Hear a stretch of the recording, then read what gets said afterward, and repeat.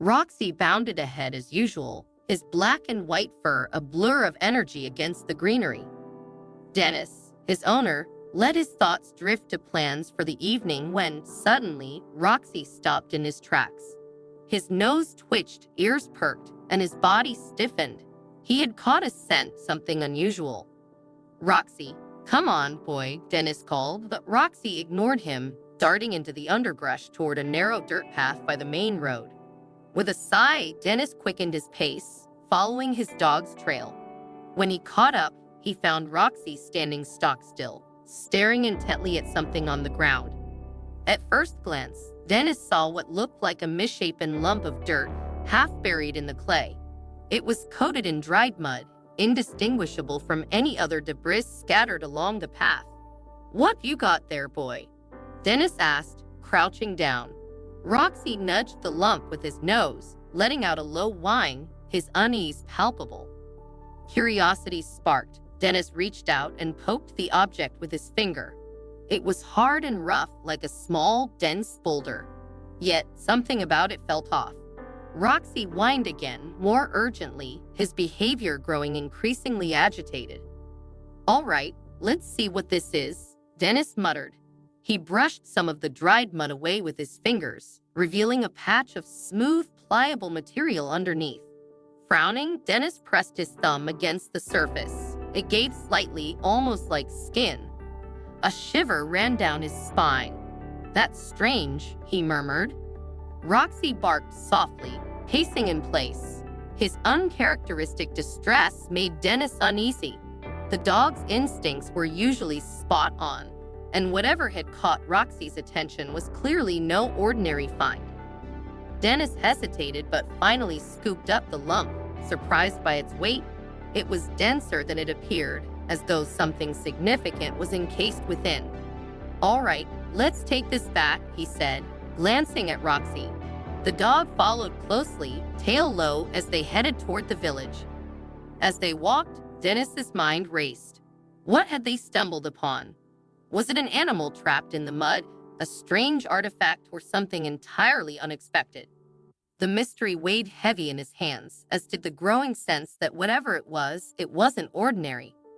As Dennis approached the village center, the familiar sign of Brent Lodge Wildlife Hospital came into view. The small veterinary clinic had long been a cornerstone of the community, renowned for its dedicated team of animal lovers who handle everything from injured wildlife to abandoned pets. If anyone could shed light on the strange find, it would be them. Dennis pushed open the clinic door, the soft jingle of the bell announcing his arrival. Behind the desk, Danielle, the kind-eyed receptionist, looked up with a warm smile that faltered as she caught the concern etched on Dennis's face. "Dennis, what brings you in today? Is everything all right with Roxy?" she asked, her gaze flicking to the dog, who sat obediently by Dennis's side, his anxious eyes darting toward the object in his owner's hands. "It's not Roxy," Dennis replied, his voice tinged with unease. He held up the muddy lump, still partially covered in hardened dirt. "It's this. We found it on our walk, and I don't know what it is, but something doesn't feel right." Danielle's brows knitted as she examined the object. "Hold on, let me get Dr. Camphor," she said, quickly disappearing into the back. Moments later, Dr. Laura Camphor, the clinic's head veterinarian, emerged, wiping her hands on a towel. Her calm demeanor, known for putting both animals and their owners at ease, shifted the moment her eyes landed on the object in Dennis's hands. "Let's take a closer look," she said, gesturing toward the examination table. Dennis carefully set the lump down. Dr. Camphor moved with practiced precision, her fingers gently peeling away the hardened layers of mud. As each piece fell away, the shape underneath began to take form. Her expression grew serious as the outline of something alive slowly emerged. "Oh my," she murmured, barely above a whisper. She turned to Danielle. "Get me a warm cloth and some saline solution, quickly." Danielle rushed to the back and returned moments later with the requested supplies. Dr. Camphor soaked the cloth in the warm saline solution and began to carefully wipe away the remaining mud. As the last of the clay came off, a tiny, curled-up hedgehog was revealed. Its spines were matted, and its small body trembled with cold, barely clinging to life. "It's a hedgehog," Dr. Camphor said softly, relief and concern mingling in her voice. "Poor thing must have gotten trapped in the mud, and the clay hardened around it. It's a miracle it's still alive." Dennis stared at the fragile creature, his heart itching at the sight. "Can you help it?" he asked, his voice laden with worry. Dr. Camphor nodded, already springing into action. "We'll do everything we can. Danielle, prepare a warm bath, not too hot, just enough to get this clay off and stabilize its temperature." As Danielle hurried off to prepare the bath, Dr. Camphor gently examined the hedgehog, checking for injuries. "It's severely dehydrated and hypothermic," she said, her tone serious but steady. "But it's a fighter. If we can warm it up and get it rehydrated, it stands a good chance." Dennis felt a glimmer of hope as he watched the care and urgency with which Dr. Camphor worked. Roxy, sitting quietly at his side, seemed to sense the importance of the moment, his tail wagging gently as if to encourage the tiny creature. When the warm bath was ready, Dr. Camphor delicately placed the hedgehog into the water, her hands steady and sure. The little animal stirred faintly, a small sign of life that brought a collective sigh of relief to the room. It wasn't out of danger yet, but in the hands of the team at Brent Lodge Wildlife Hospital, it had a fighting chance. "Thank you," Dennis said quietly, his gratitude evident. "I didn't know what to do when we found it, but I'm glad we brought it here." Dr. Camphor smiled reassuringly. "You did the right thing. This little one owes its life to you and Roxy. Now, let's get it the best shot we can." While Danielle prepared the bath, Dr. Camphor continued cleaning the hedgehog, carefully monitoring its shallow breathing and weak pulse. The tiny creature clung to life, its fragile chest rising and falling faintly. Dennis stood nearby, a sense of dread creeping over him. The hedgehog had already endured so much. Would it survive this ordeal? And how had it ended up in such a desperate situation? Once the bath was ready, Dr. Camphor gently lowered the hedgehog into the warm water. The little animal let out a soft, pitiful squeak as the heat enveloped its cold, clay-coated body. Dr. Camphor's hands moved steadily, massaging the hardened mud to soften and loosen it.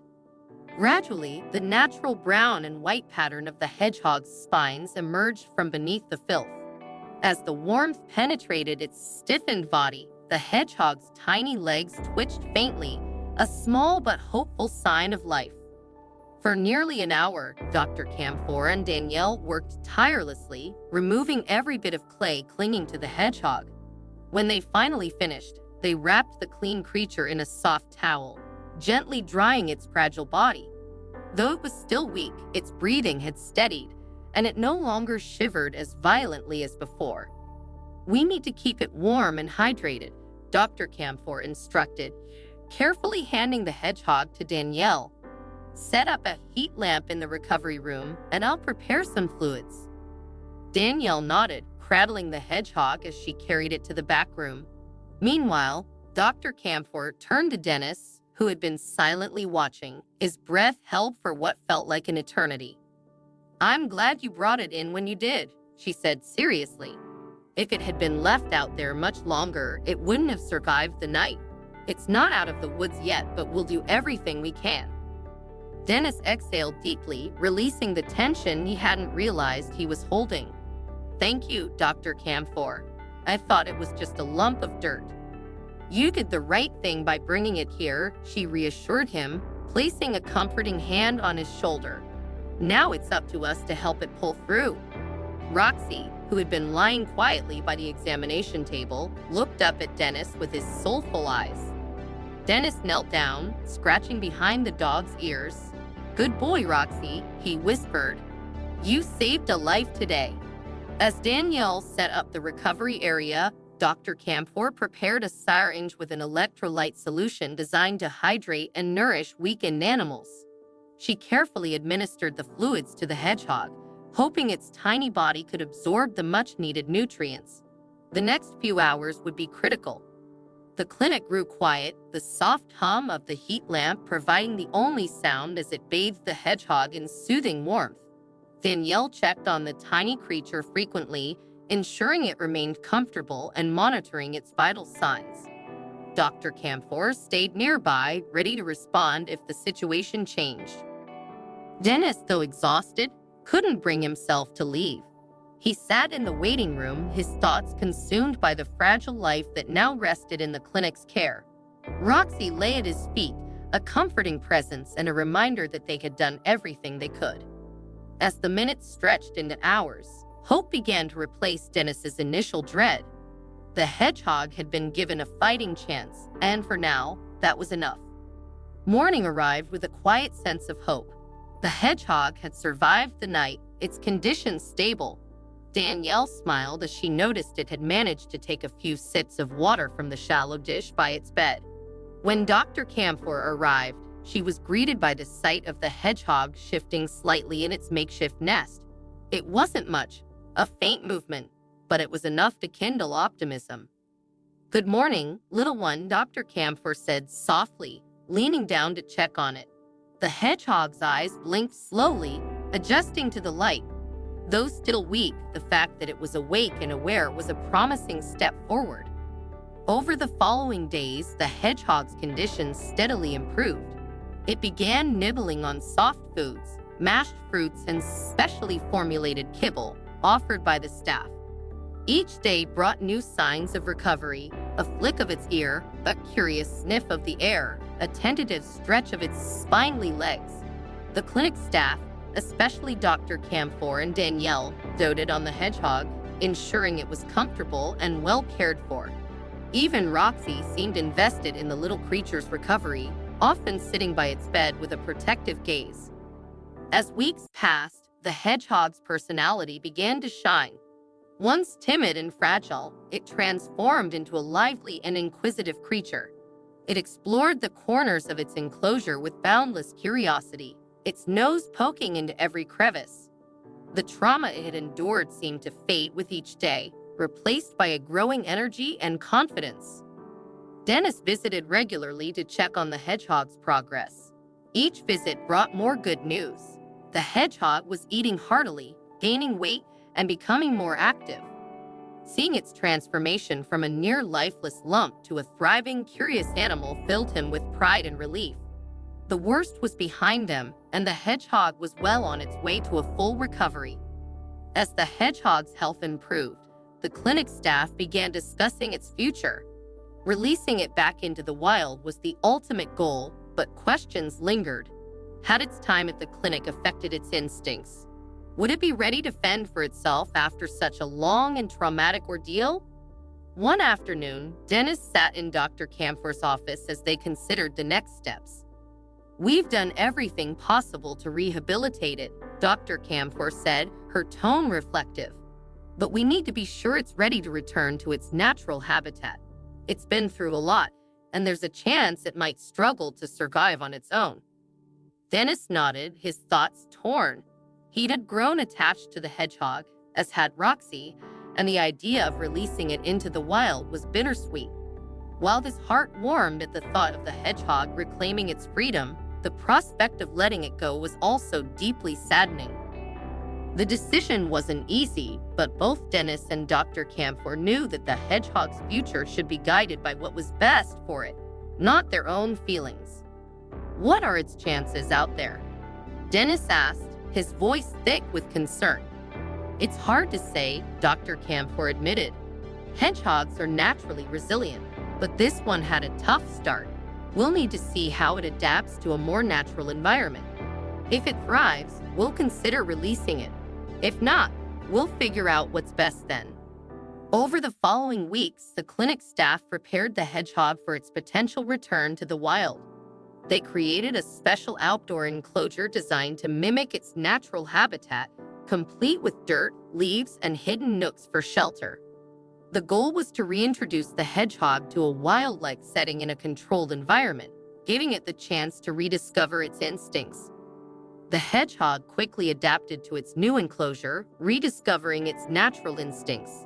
When the day of its release arrived, Dennis, Roxy, and the clinic staff took it to a quiet woodland area. After a moment of hesitation, the hedgehog ventured into the wild, casting a final glance back at its rescuers before disappearing into the underbrush. Though proud of their efforts, Dennis and Roxy felt a pang of sadness as they walked home, missing the tiny creature that had become a part of their lives. Dr. Campor reassured Dennis, "You gave it a second chance. It will thrive." Weeks later, while Dennis prepared dinner, Roxy darted to the door, barking excitedly. To Dennis's surprise, the hedgehog was back, sitting on the doorstep. Dennis crouched down, his heart swelling as the hedgehog sniffed his hand and waddled forward. Roxy wagged his tail furiously, nuzzling the small creature with joy. The hedgehog had returned, choosing to reconnect with the humans who had saved it. Dennis smiled, knowing their bond had endured and their lives were richer for it.